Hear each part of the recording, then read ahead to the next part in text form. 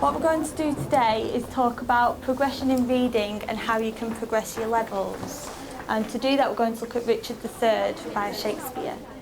So we're going to look at how to develop your analytical skills at word level and demonstrate how to generate precise and perceptive responses to a text.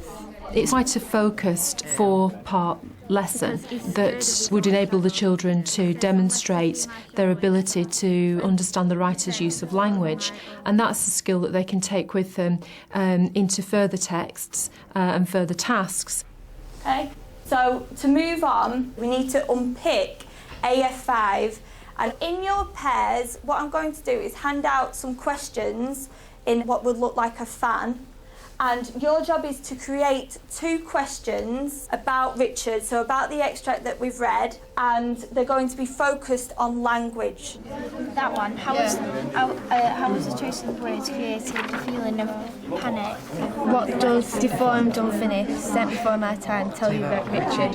He's got a hunchback, he's not finished as a person. He looks different, abnormal. He's premature, yeah. What do phrases such as cheated or feature mean? Basically saying that he's cheated by God, he's not right, he don't fit into the environment, he's deformed and God has produced him that, like, he's hatred. He's using this as an excuse for sympathy. Good. Even though he's evil, could be used as an excuse for his deformity. Right, excellent. So that's the answer that you're expecting from other people. Yeah. Super. My role here at Mount Carmel School is to work with the English department to support them in their implementation of APP in order to raise standards. Perhaps if we gave children a copy of the AF4 reading from levels 5, 6 and 7, which is about the target group that you're working with. Considering you might use APP with any ability class, I think it's important that we analyse what these words mean. So they might not understand what a euphemism is. So we need to try and work out how we would put that across to them.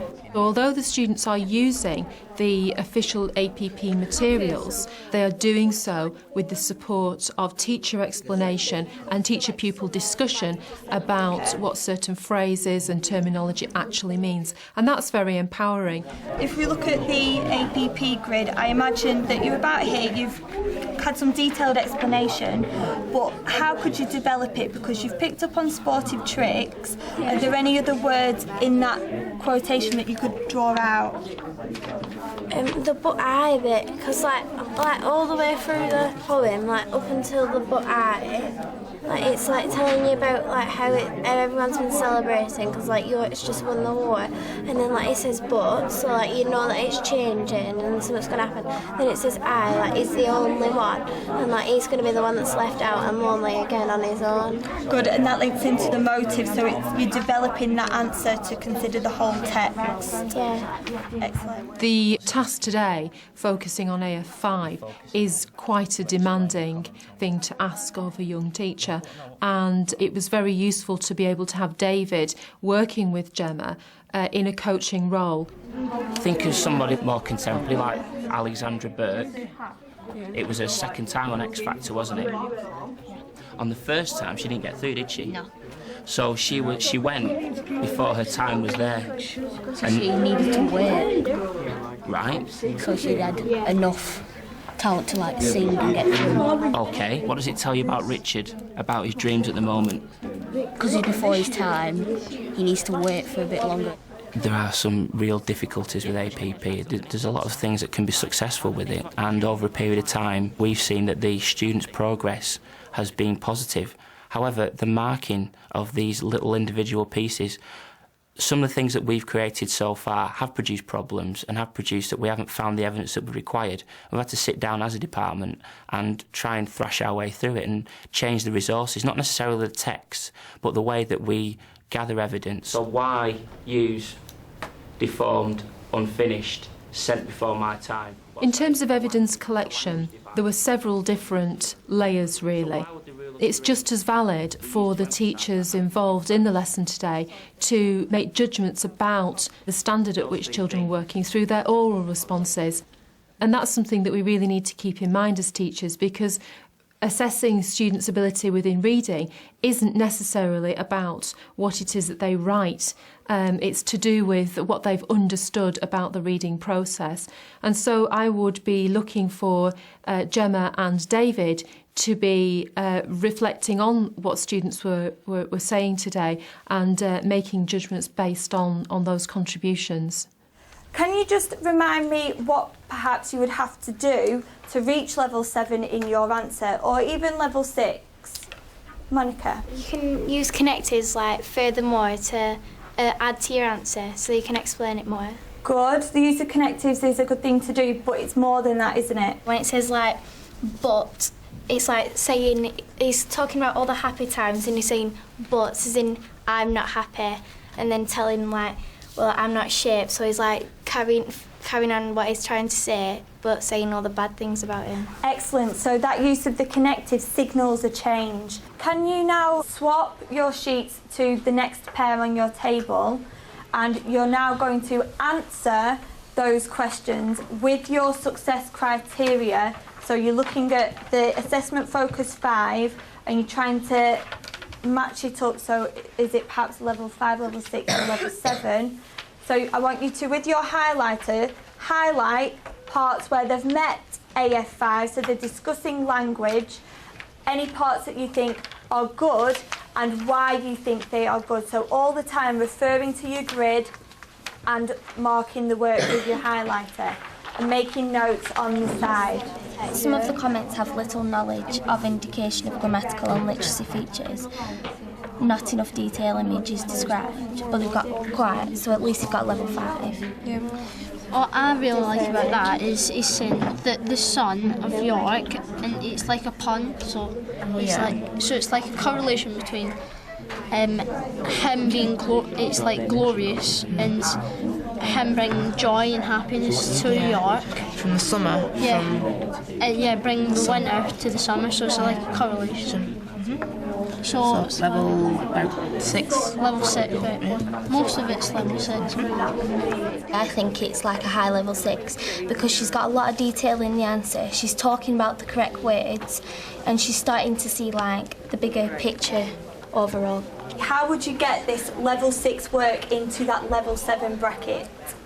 I don't know. The workload issue with APP can be quite tricky because at first, for someone who is new to the approach, it can seem like an awful lot of work. But actually, when you see APP being used well in the classroom, what you actually see is good assessment for learning and good teaching and learning practice. And certainly, using an approach where there is peer assessment and self-assessment is exciting for the students because they get an opportunity to talk about what it is they are learning and what it is they need to do in order to make progress. I think it's easier with the AF5 when you're splitting up into levels, because if you're aiming for level 7, you know what to do. So now you need to know what you need to include. And it's just easier, and you know how to set out your work, the structure of it. Now you know what stuff you need to include if you want to achieve a higher level than you got before.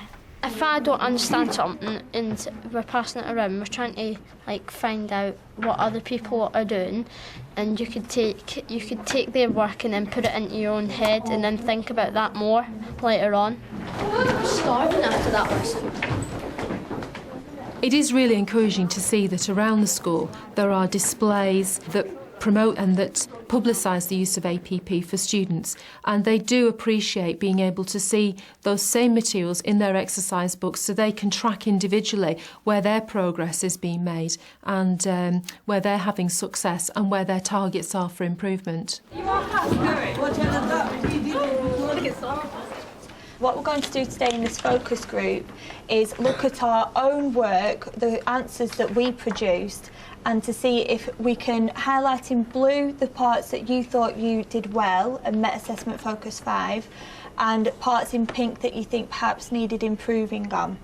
We got a level 6, but to get it to a level 7, we could be more specific and try saying something but not exactly what we mean.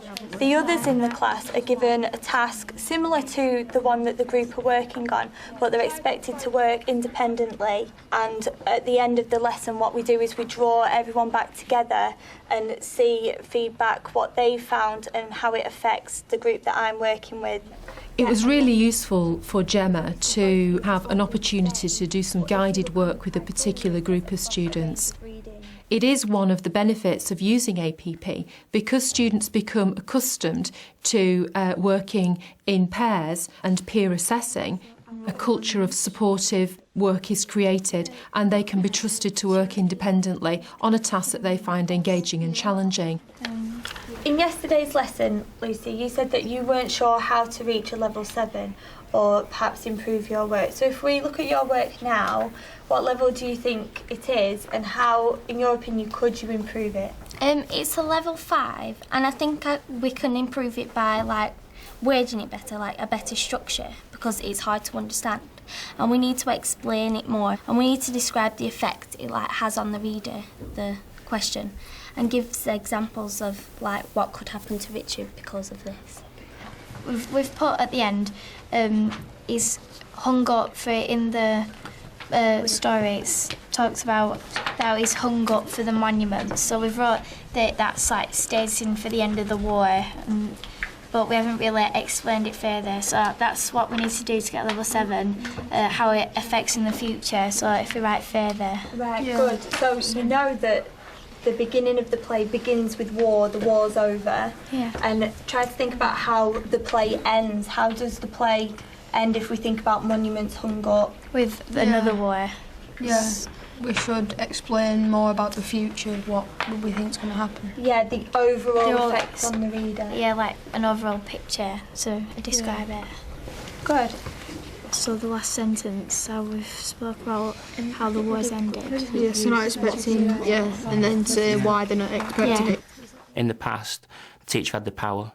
The teacher was the sole giver of a level, and it was done in a summative way, so we built up to a moment, a crescendo, if you like, where we were given this final level. With APP, we're looking for evidence all the way through, and we can't actually give a full national curriculum level till we've collected lots and lots of pieces of evidence. In the past, we had 6 summative assessments at the end of each unit.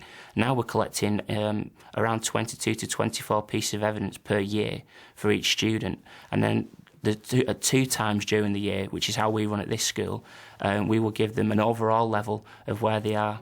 APP provides real focus and real structure that the students benefit from massively, and in many schools in Lancashire the APP approach has transformed the level of achievement at Key Stage 3 for students, and that in turn feeds into what happens at Key Stage 4, so it has been very positively received in Lancashire.